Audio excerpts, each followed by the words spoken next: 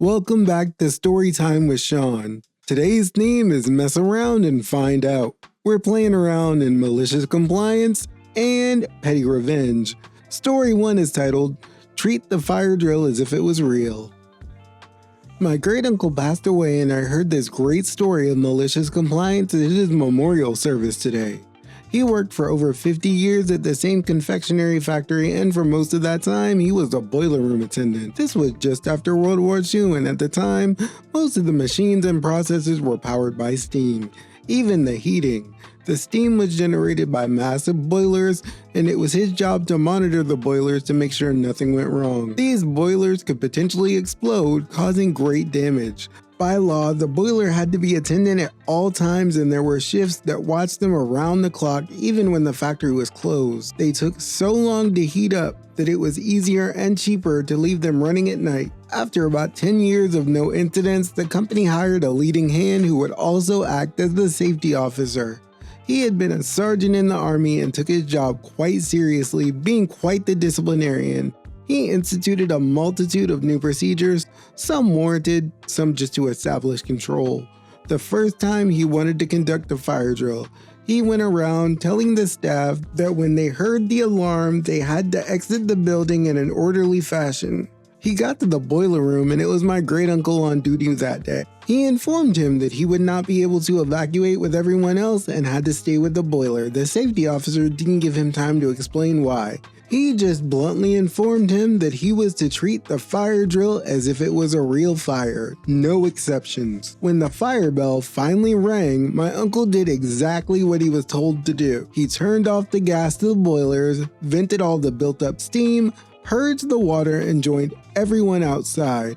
At the evacuation point, they were doing a head count when the production manager spotted my uncle and immediately approached him and asked him what he was doing away from the boiler. He said he was participating in the fire drill as instructed, but not to worry as he had shut down the boiler completely.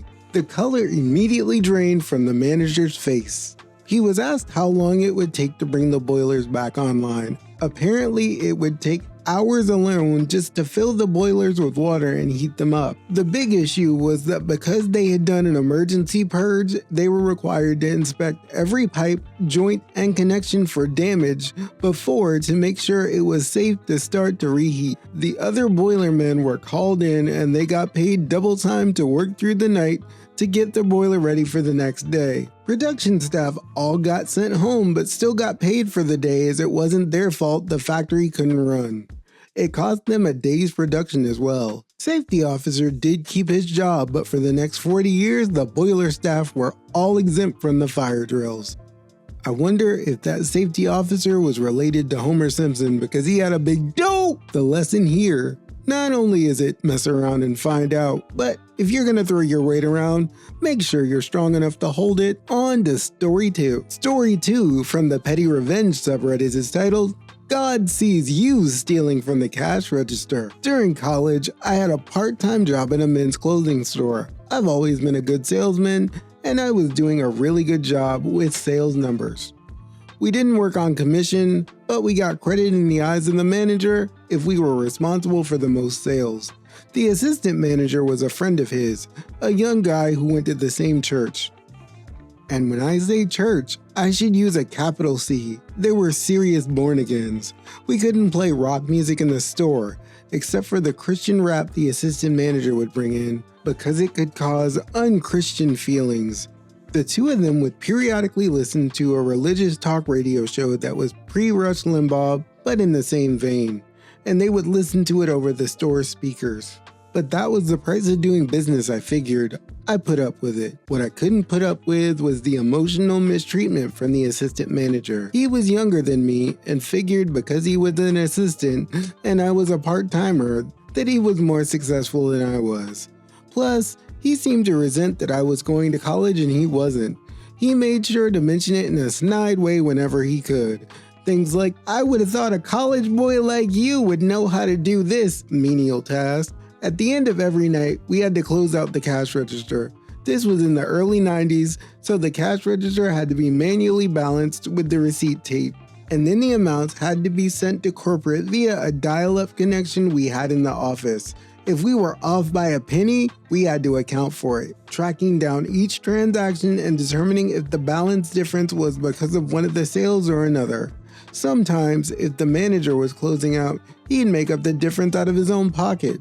The difference was never more than a few dollars, sometimes a $5. And then, after a year of doing this, the difference in the bank deposits came to an amount that caught corporate's eye, as the manager wasn't always on shift and able to cover the difference. Over a period of 12 months, a few $100s had gone missing in very small amounts. So without telling anyone, corporate and the manager installed a security camera above the cash register. A few days later, they fired the assistant manager. The tape clearly showed him grabbing a $5 out of the cash register, presumably to go grab some lunch at the place across the hallway in the mall. He sure loved those noodles. On the day before he was fired, we'd gotten into an argument out on the floor in front of customers. I forgot what it was, but he didn't approve of the non-biblical way in which I was living my life. It could have been anything. I mean, I've always been a sinner. The end result of the argument was him loudly proclaiming that God was always watching me and that I'll receive judgment. Perhaps God was the petty one here.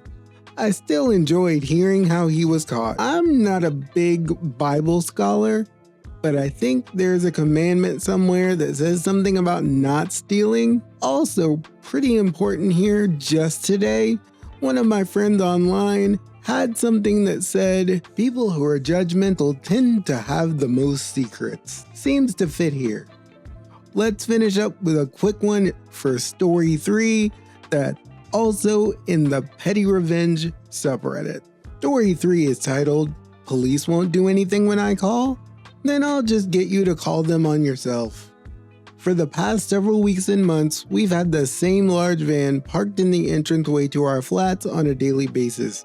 To list, it was on double yellows, at the end of a junction, in front of a dropped curb, blocking the footpath, blocking the vision of us residents when pulling out, blocking the entryway for large vehicles, and also right in front of a no parking sign. I called the police multiple times, but to no avail, so I decided to try a different method. When the van was once again parked in its usual spot, I went down with my jar of jam and smeared it all over the handle of the driver door. A while later, I see the owner pacing around the van on his phone, and not long after, the police showing up and him showing them the vandalism, followed by the police leaving and him moving the van. He hasn't been back since. Okay, now normally I wouldn't condone this kind of action, but sometimes desperate times call for desperate measures. And it could have been worse for the van guy. It could have been peanut butter. Okay, let's try something new today. How about in the comments you tell me your favorite way to describe mess around and find out. And here's where I also stop to say thank you for taking the time to let me read to you today. It was, as usual, fun and a great exercise for me. If you're enjoying the way I'm doing it, please tell others about us, like, share, and subscribe, and keep coming back again. YouTube might be showing you some of those other videos that I've made in case you want to spend a little bit more time with me today, and I'd be honored if you would. We will see you next time at Storytime with Sean. Have a great day. See you later. Thanks again.